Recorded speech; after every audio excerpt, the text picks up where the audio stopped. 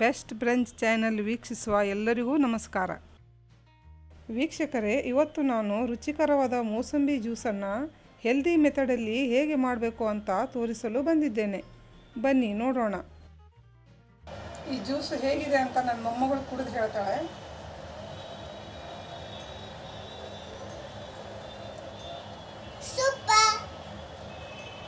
ಚೆನ್ನಾಗೈತಿ.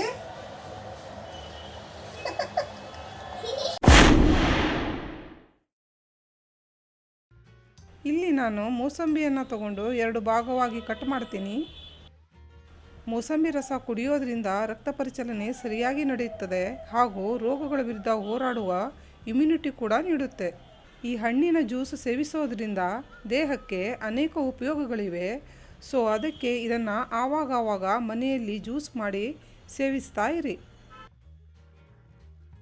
ಈಗ ಇದನ್ನೆಲ್ಲ ಕಟ್ ಮಾಡಿದ್ದೀನಿ. ಇಲ್ಲಿ ನಾನು ಹಳೆಯ ಮೆಥಡಲ್ಲಿ ಜ್ಯೂಸನ್ನು ತೆಗಿತಾ ಇದ್ದೀನಿ. ಈಗೆಲ್ಲ ಜ್ಯೂಸರ್ ಬಂದಿದೆ, ಅದರೊಳಗೆ 2 ನಿಮಿಷದಲ್ಲಿ ಜ್ಯೂಸ್ ರೆಡಿಯಾಗುತ್ತೆ. ನಿಮ್ಮ ಕಡೆ ಜ್ಯೂಸರ್ ಇದ್ದಲ್ಲಿ ಅದನ್ನೇ ಉಪಯೋಗಿಸಿ. ವೀಕ್ಷಕರೇ, ನಮ್ಮ ಚಾನೆಲ್ಗೆ ನೀವು ಫಸ್ಟ್ ಟೈಮ್ ವಿಸಿಟ್ ಮಾಡಿದ್ದಾದರೆ ವಿಡಿಯೋನ ಲೈಕ್, ಶೇರ್ ಹಾಗೂ ಚಾನಲನ್ನು ಸಬ್ಸ್ಕ್ರೈಬ್ ಮಾಡಲು ಮರೆಯಬೇಡಿ.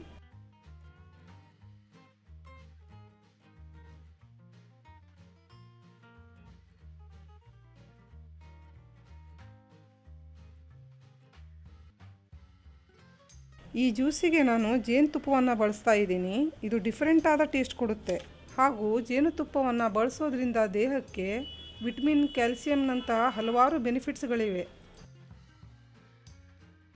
ಇಲ್ಲಿ ನಾನು 3 ಟೇಬಲ್ ಸ್ಪೂನಿನಷ್ಟು ಜೇನುತುಪ್ಪವನ್ನು ಹಾಕಿದ್ದೀನಿ. ನೀವು ನಿಮ್ಮ ರುಚಿಗೆ ಅನುಸಾರ ಹಾಕ್ಕೋಬೋದು.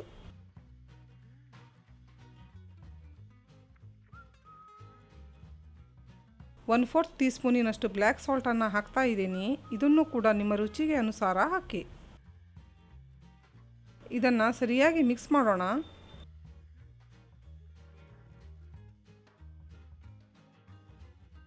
ವೀಕ್ಷಕರೇ, ಈಗ ನಮ್ಮ ಡಿಲಿಷಿಯಸ್ ಹಾಗೂ ಹೆಲ್ದಿಯಾದ ಮೂಸಂಬಿ ಜ್ಯೂಸ್ ರೆಡಿಯಾಗಿದೆ.